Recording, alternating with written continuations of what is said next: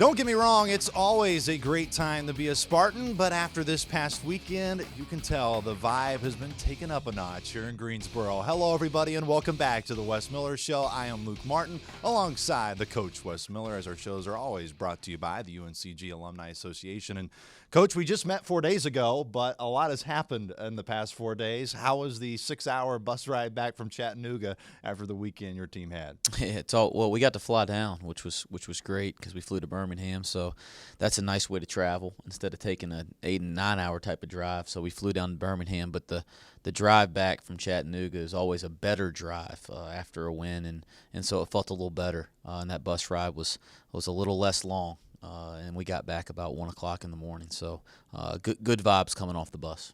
I don't want to waste any more time, so let's jump into the Samford game, which took place inside the Pete Hanna Center, a building the Spartans haven't won in since 2012. Coach, you were able to punch Samford right in the mouth early, an 8-0 run. Where did that come from? What was the key to your team's early success?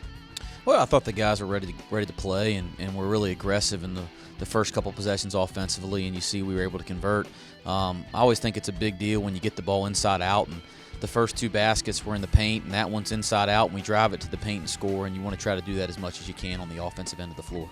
After the Spartans led by as many as 8, Samford made their run. What allowed them to get back into this contest?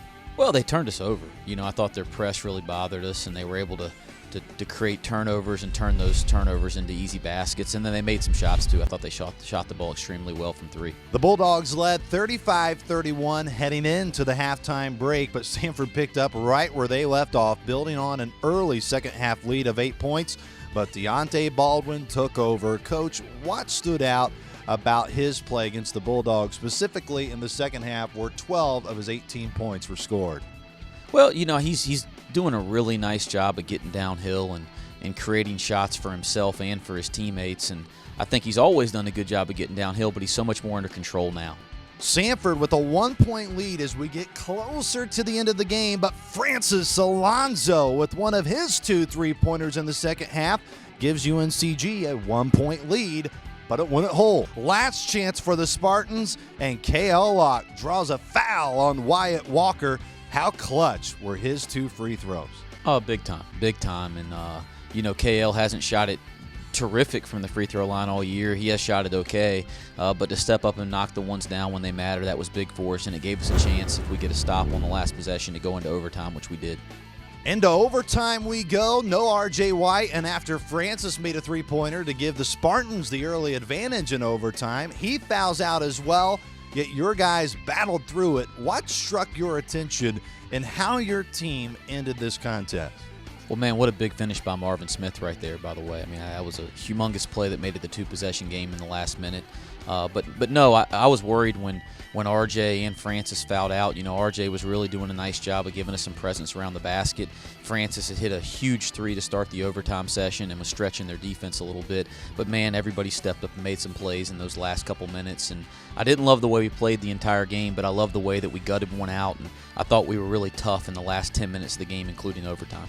The last time the Spartans won at Samford, which, as I said in the open, was 2012, the Spartans followed that win up in 2012 by defeating the Chattanooga Mocs inside McKenzie Arena, their very next contest.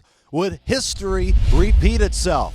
Not just early on, but the whole game. R.J. White had huge success, Coach. I loved your comment to me post-game saying great scorers make tough baskets, but more importantly, they earn a lot of easy ones. It seemed that was the case early and often with R.J. Well, he was fantastic. I mean, 11 to 12 from the field. I mean, come on, that's as good as it gets there as far as being efficient on the offensive end of the floor. But I think that the story lies outside of just the stat sheet. He got so many easy baskets early, whether it was drop-offs and finishing or going to get it off the offensive board, or, you saw the out-of-bounds underplay a couple clips ago. I think that really got his confidence going, and then he was able to make some tougher ones, hit the step-out 3, had some really tough back-to-the-basket plays, in the second half that were big for us. Despite all the momentum trending in UNCG's direction, you knew the Mocs would make a run. Oldham hits his second and last 3-pointer of the half for Chattanooga. They follow it up with an illegal screen by Lloyd Burgess on the other end. The crowd started to rise to their feet, But then they sat back right down after Demetrius Troy drilled his first three-pointer since February 6th. What was the message to the team heading into the locker room at half? Well, I just thought we had to continue to do some of the things that we had done in the first half to build a lead, and I thought we needed to do, a much better job of pursuing the loose balls. I mean, in pursuing the ball off the glass. I thought they really hurt us on the offensive glass in the first half, and we just needed to make that slight adjustment.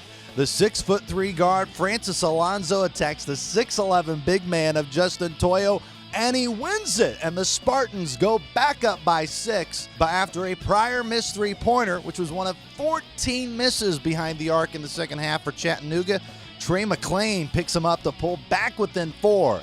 But that was as close as the Mocs would ever scratch at that UNCG lead again, as another 3 clanks off the back iron. Lloyd Burgess swats the putback attempt, then Marvin Smith finishes at the other end. How did you feel about your team's defensive performance in the second half? Well, I thought we did a nice job of contesting shots, and I thought we were quick to the ball, and something maybe that we weren't doing as well as I would have liked in the first half, and I thought that made a difference. But, hey, big play right there by Lloyd Burgess, and we get a run out, nice pitch by Demetrius, and a great finish by Marvin.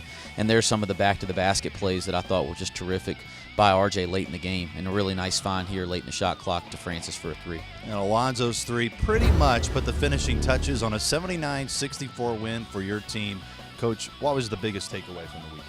Well, I hope it's it was a great weekend for us. I mean, we gutted one out on the road at Samford, and I thought we played a really complete basketball game for us on the road at Chattanooga. That's obviously a really tough place for everybody that goes there to play, and I thought our guys did a nice job of going in there and putting a game together and playing a solid game for 40 minutes. So hopefully that's something we can continue to build on, but I'm always about the next day, Luke, and hopefully we come out today and practice and we work on getting better, and if we can continue to have that mentality, we give ourselves better chances to have results like we did this past weekend. Well, we've reached our first break in the show, and you can probably guess who's going to join us on the show right after this short break. It's the man with his career-high 26 points against the Chattanooga Mocs. It's R.J. White, so don't go away.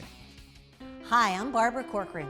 To sell your home on time for the most money, you need a sharp agent with a marketing strategy that creates the most demand. Bottom line, you need a partner willing to put their own money on the line for you. In Greensboro and Winston-Salem, it would be Jason Bramblett. He attracts hundreds of buyers and creates so much demand that Jason can guarantee if your home doesn't sell at a price and deadline you agree to, he will buy it.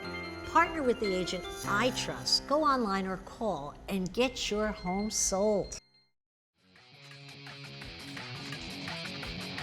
Hello, everybody, and welcome back to the Wes Miller Show, presented by the UNCG Alumni Association. And after a career high in points, I think that's well deserving the comeback for stop number 2 on the Wes Miller Show. I'm Luke Martin alongside the phenomenal, the phenom R.J. White. And R.J., how does it feel to be back on the show for the second time, but more importantly, to come after 3 straight wins for you guys last week? Feels even better the second time. I'm glad to be back. It's where I belong, in front of cameras. Exactly. This is exactly where you belong. But we mentioned 3 straight wins. It's the first time all year that's been able to happen. What's been clicking for you guys recently within the past week? After that VMI loss, we kind of just got together as a team and kind of just talked about like what we know, like what we have to do and what we should have been doing this whole year. And kind of after that, something just clicked. We started going harder in practice, stopped whining and just listened to what the coaches had to say. I guess everyone as a team became coachable, and so we just kind of like picked up what they told us and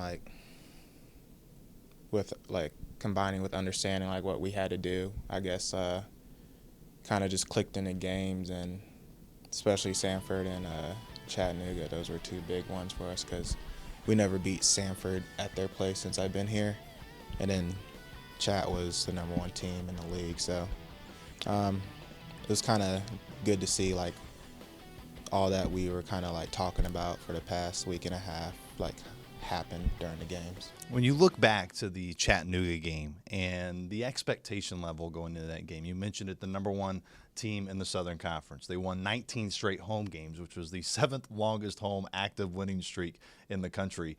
What was the expectations for you guys as a team going in against them, knowing that you let a 10-point lead in the second half against Chattanooga go by the wayside back at the Greensboro Coliseum in January? It was kind of just, I guess, for our team personal, just because we kind of blew the game here. I feel like we should have won that one. And then just like before the game, coach like told us like they had a 19-game winning streak, and like we need to be like, let's be the team to like break it. So I guess that kind of like gave more of a challenge than just winning a game. So I guess it kind of made it more challenging, kind of more fun just to be a part of that, to see if we could actually like break that streak and all that. Well, you guys were able to break that streak and defeat Chattanooga by 15. But for you, mentioned the 26 points, 4 rebounds. It seemed like you showed why you were the best big man in the league in the Southern Conference against Chattanooga this past weekend. What went so well for you to allow you to go off and have such a great night? Our guards did a really good job beating the press, so I got pretty easy post-up seals just against their big man Toyo. So for a lot of the times, it was kind of just me and him one-on-one. So I thought I could just power him and get a couple easy shots there. And then just kind of being more assertive, trying to just find my shot early in the game. And then I saw they like were double teaming me like first couple minutes of the game. And so like it was just easy getting our guards open threes and all that. So I think that's why they stopped, and I think that's why I had my way. So RJ, moving forward, after beating Chattanooga, going on the road, beating Samford, you mentioned that was the first road win at Samford since you've been here since 2012. Where's the confidence of this team as you head into the final 2 regular season games? It's really high right now. We feel like we have a really good chance of winning 5 in a row going into the conference tournament, and that's what I would like this team to do, because it'll just put us in a really good position mentally, and hopefully we'll get the bye depending on how good we do these last 2 games. And we kind of just, like Citadel, we beat them, so we can't have another VMI moment. We just have to go just as hard in practice, and so we can beat them, and then we just have to deal with Mercer. We lost I don't remember the score at Mercer, but we were in the game, and then they kind of took over the last couple minutes, so we owe them 1 too. So I'm looking forward to both of those games. It should be a lot of fun Thursday and then Sunday for Senior Day against the Mercer Bears. RJ, before I let you go, I'm going to put a graphic up here on the screen, and I think we need to make something happen, because the last time you were on the show, we talked about the special connection that you and I have and the relationship that we have. And on the screen are actually your stats when I call your games on the radio. 9 for 9 against ETSU, 11 to 12 against Chattanooga. You're 20 and 21 from the field with 45 points in 2 games. Now, RJ, do you think you can say something to Matt McAllister and the higher-ups here at UNCG to possibly get me to do the rest of the games? Obviously, stats don't lie. Let Luke do every game. I would appreciate it. There you go. I'm sure everybody would appreciate it as well. But, RJ, thanks so much for the time, and we'll catch up to you again soon. Thank you. Once again, that was RJ White. We're going to take a short break, but when we come back, Wes Miller breaks down the Citadel and much more.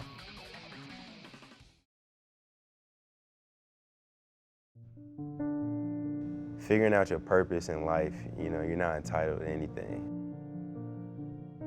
And everything you do earn, be grateful for it. I really truly found out who I was. Anything is possible, never let somebody tell you that you can't do something. And if you really have your mind stuck to that, you can achieve anything you want to do.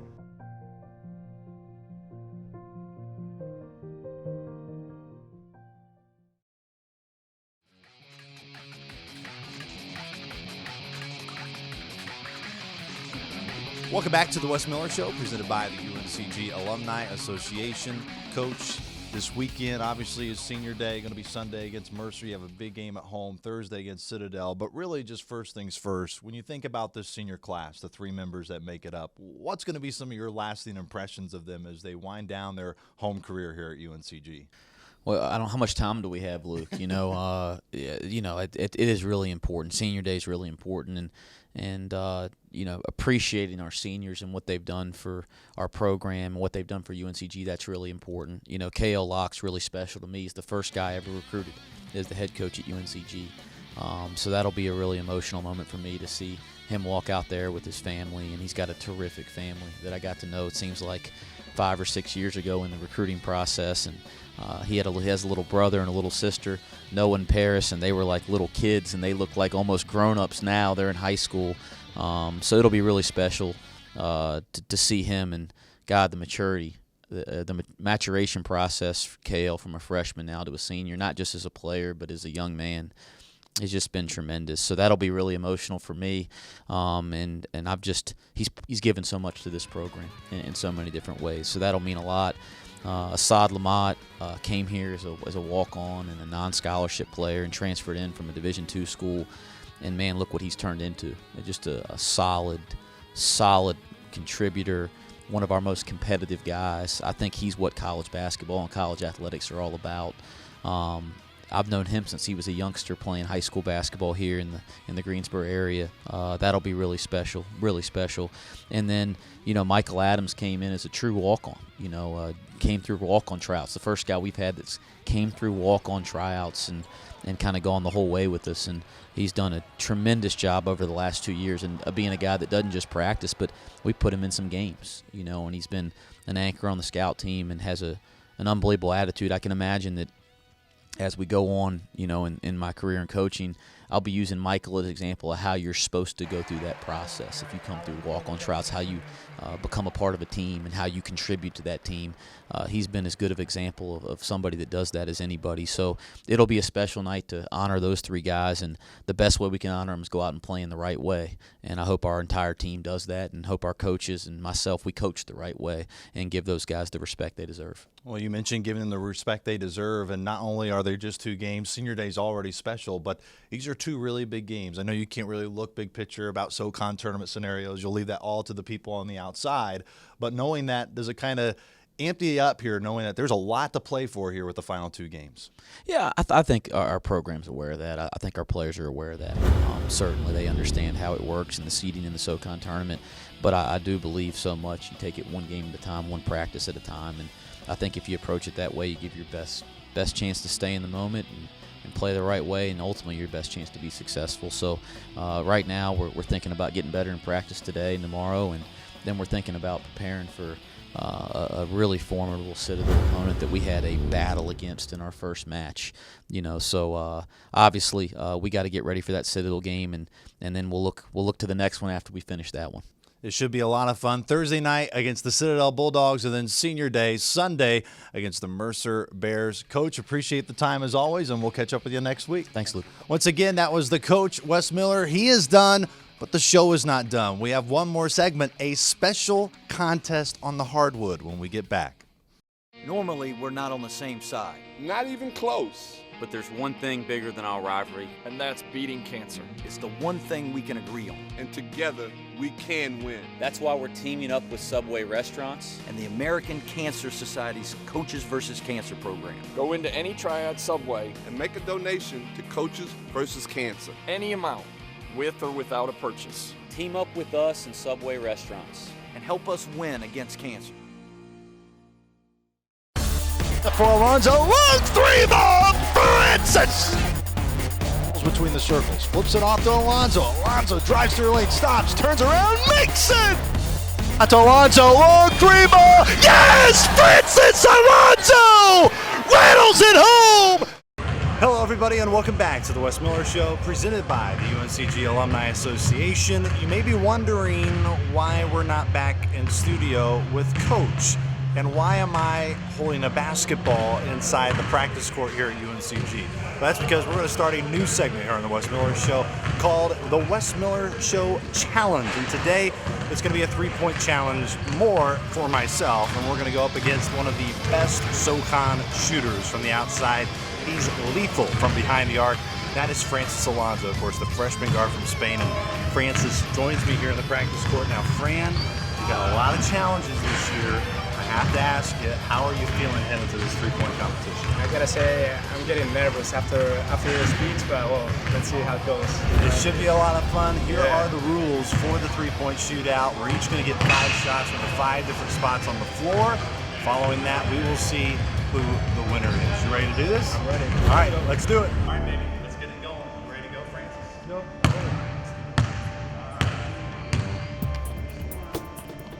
Oh my gosh.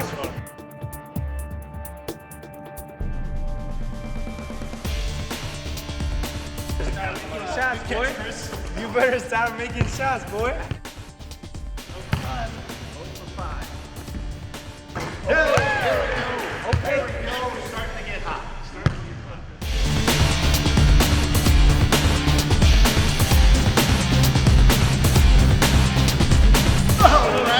That was lucky. That is pure skill.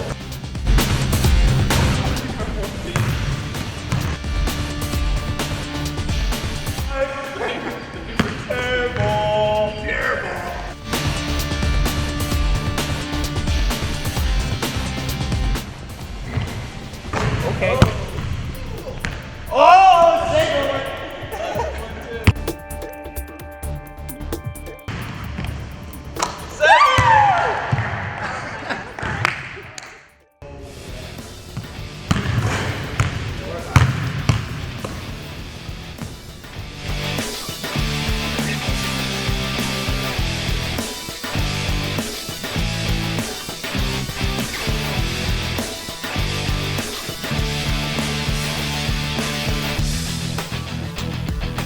You've already surpassed my number.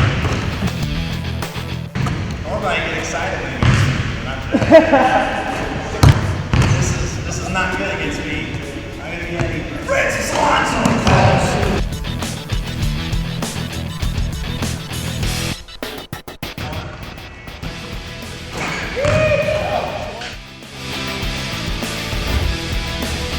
How would you rate my jump shot? I gotta say your shot looked better than I thought. I say that. I appreciate it, Fran. At least gives me some sort of positive vibes. But that's going to do it for the Wes Miller Show this week, presented by the UNCG Alumni Association. Thanks so much to Coach Miller for joining the show, as well as RJ White. For everybody in Spartan Athletics, for Francis Alonso, we'll talk to you next week. Go Spartans!